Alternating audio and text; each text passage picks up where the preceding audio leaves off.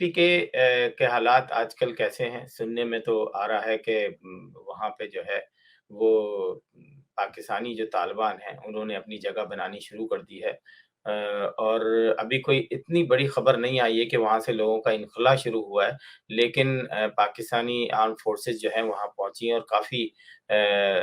آپ نے دیکھا ہوگا پچھلے دنوں کافی لوگ جو ہیں وہ شہید بھی ہوئے پاکستانی فوج کے۔ تو کیا کہیں گے آپ کہ یہ وہی طالبان ہیں جن کو سینکڑوں کی تعداد میں چھوڑا گیا، پاکستان کی جیلوں سے رہا کیا گیا یا جیل توڑ کر نکلوا دیا گیا، اور آج وہی لوگ جو ہیں پاکستان کے لیے پھر ایک دفعہ مصیبت بن گئے ہیں؟ کیا دیکھتے ہیں آنے والے دنوں میں کے پی کے حالات کو؟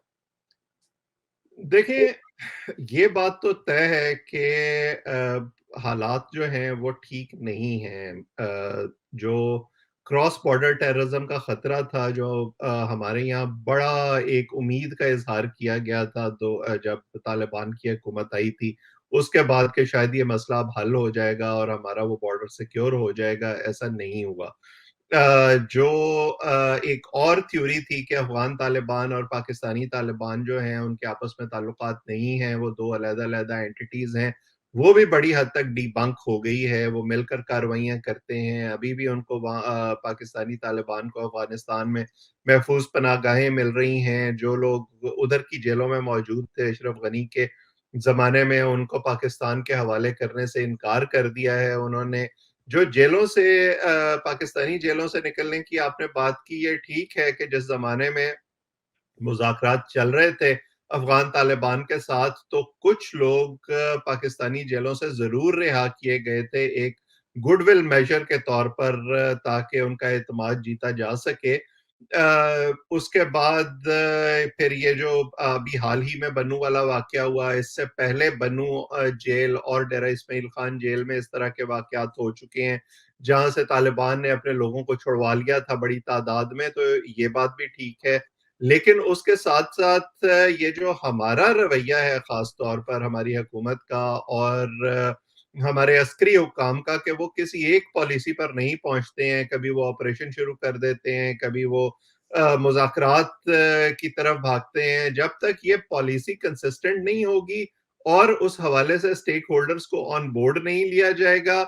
اور یہ دیر پا نہیں ہوگی کہ ہم گڈ طالبان اور بیڈ طالبان میں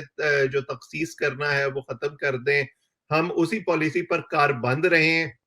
ہم افغانستان کو اپنا اسٹریٹجک ایسٹ سمجھنا بند کر دیں، تب تک میرا خیال ہے کہ یہ مسئلہ پوری طرح حل نہیں ہوگا۔ اچھا، دو سوال اور رہ گئے ہیں آپ سے۔ جو اب سوال آنے والا ہے، یقیناً آپ اس وقت پاکستان کا جہاں جہاں اردو بولی سمجھی جاتی ہے وہاں پر جو ہے یہ ڈسکس بھی کی جا رہی ہے۔ جو آنے والی کچھ ٹیلی فون کنورسیشن ہیں وہ اصلی ہیں یا نقلی ہیں، اس پہ بحث بعد میں کریں گے، لیکن یہ جو اس طرح کی فون کالز ہم نے ماضی میں بھی دیکھا کہ ریکارڈ ہوئی ہیں، نکالی گئی ہیں، ہم اس پہ بات کم کرتے ہیں کہ یہ ریکارڈ نہیں ہونی چاہیے اس سطح پر، چاہے وہ 2014 میں ہو، چاہے 16 میں ہو، 18 میں ہو، 22 میں ہو۔ تو آپ کیا کہتے ہیں کہ اس قسم کی جو ویڈیوز نکالی جاتی ہیں وہ کیا سمجھ کے نکالی جاتی ہیں؟ کہ سبق سکھانے کے لیے نکالی جاتی ہیں یا جب غصہ ہوتا ہے؟ میرا خیال ہے کہ باجوہ صاحب کا کوئی غصہ ہے جو اس قسم کی ویڈیو نکالی جا رہی ہے، اس کو پکڑا کیوں نہیں جاتا؟ جی۔ دیکھیں، دو چیزیں ہیں۔ ایک تو یہ کہ یہ ایک خیال ہے کہ یہ ایجنسیوں نے یہ گفتگو ٹیپ کی اور انہوں نے ہی جو ہے اس کو لیک کیا۔ ممکن ہے کہ ایسا ہو، جب تک کوئی ثبوت اس کا نہیں آتا تب تک واضح طور پر کچھ نہیں کہا جا سکتا۔ یہ بھی ممکن ہے کہ یہ اسی طرح رینڈملی لیک ہو گئی ہو جیسے پوری دنیا میں رینڈم لیکس ہوتے ہیں، لیکن ہمارے یہاں اس کی ٹائمنگ اور خاص طور پر جس طرح سے ٹارگٹ کیا جاتا ہے مختلف لوگوں کو مختلف مواقع پر، اس سے یہ شبہ ذرا زیادہ تقویت پکڑتا ہے کہ یہ کسی خاص طرف سے بنائی گئی ہے اور لیک کی گئی ہے۔ یہ بات ٹھیک ہے، اور میں اس سے اتفاق کرتا ہوں کہ خفیہ ایجنسیوں کے پاس یہ طاقت نہیں ہونی چاہیے کہ وہ کسی کی نجی زندگی میں مداخلت کریں اور اس گفتگو کو ریکارڈ کریں اور اس کو سامنے لے کر آئیں۔ لیکن ساتھ ہی ساتھ میں اس منافقت کو بھی ہائیلائٹ کرنا ضروری سمجھتا ہوں کہ جب یہی کچھ عمران خان صاحب کے دور حکومت میں ہو رہا تھا اور ان سے اس بارے میں سوال کیا جاتا تھا تو وہ اس کو جسٹیفائی کرتے تھے اور وہ کہتے تھے کہ ایجنسیاں بالکل صحیح کر رہی ہیں. اب انہیں آ کے اس پر اعتراض شروع ہو گیا ہے. دوسری بات جو ہے وہ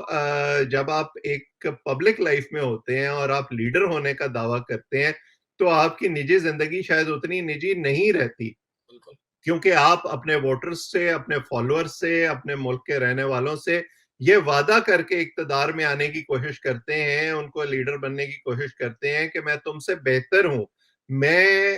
اخلاق کا اور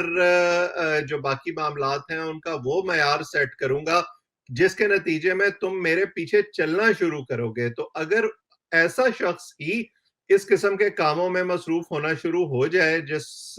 تو میرا خیال ہے کہ پھر اس کے نتیجے میں اس پر سوال اٹھایا جانا بہت ضروری ہے. بالکل ناظرین, اس قسم کی جو ریکارڈنگ جو ہوتی ہے وہ دو ایجنسیاں ہیں, آئی بی اور آئی ایس آئی, ان کے پاس وہ فل اکوپڈ ہوتی ہیں. تو بالکل آپ نے صحیح کہا کہ ہم کسی ایک, اور آئی بی جو ہے وہ پبلک سے ریلیٹڈ ہے, آئی ایس آئی جو ہے وہ آپ کو پتہ ہے. تو کہنے کا مقصد یہ ہے کہ ہم ڈائریکٹلی بہت ساری چیزیں جو ہیں وہ بڑے بھونڈے طریقے سے جو ہے اپنی آرم فورسز پہ بھی لگا دیتے ہیں, تو اس کا بھی تھوڑا سا ہم لوگ کو خیال رکھنا چاہیے. آخری سوال, امپورٹنٹ سوال ہے یا نہیں وہ آپ اپنے جواب میں مجھے بتائیں گے. ابھی میں نے آسمہ جہانگیر جو ہیں وہ الطاف حسین کا کیس لڑ رہی تھیں, ان کے جو ان پہ پابندی لگائی ہوئی تھی 2015 سے. تو ابھی میں نے ایک انٹرویو دیکھا ایک لائر کا کہ لا آفس مطلب عدالت سے وہ باہر آئے تھے تو کوئی انٹرویو کر رہے تھے کہ ان کی آواز کی پابندی پہ دوبارہ سے جو ہے وہ نظر ثانی کی جا رہی ہے, اور لوگوں کا کہنا ہے کہ شاید ان کو پی ٹی آئی کے جو کراچی کے اندر یا حیدرآباد یا سندھ کے اندر جو ایک ووٹنگ وہ ہے, اور پچھلے کئی عرصوں سے جتنے بھی الیکشن ہوئے وہ 8 سے 10% ہی ووٹ اس میں ڈالے گئے ہیں. تو اویس صاحب یہ بتائیں کہ یہ واقعی تبدیلی ہے کہ آپ صرف اپنے وقت کے لیے اپنے آپ کو جب دوسروں کو یوز کرنا ہو تو اس کو کریں, لیکن قانون کے حساب سے جو ہے فیصلے نہ کریں؟ جی دیکھیں یہ تو ہمارے یہاں ایک مطلب ایسا نوحہ ہے جس کو آپ پڑھتے جائیں اور ریکال کرتے جائیں کہ کب کب کیا کیا ہوا, کیونکہ ہمارے یہاں جو سیاسی جماعتیں ہیں یا ادارے ہیں ان کی ترجیحات ہر کچھ وقت کے بعد بدل جاتی ہیں. سیاسی جماعتیں جب اقتدار میں ہوتی ہیں تو ان کی ترجیحات مختلف ہوتی ہیں, اقتدار سے نکلتی ہیں تو ترجیحات بدل جاتی ہیں,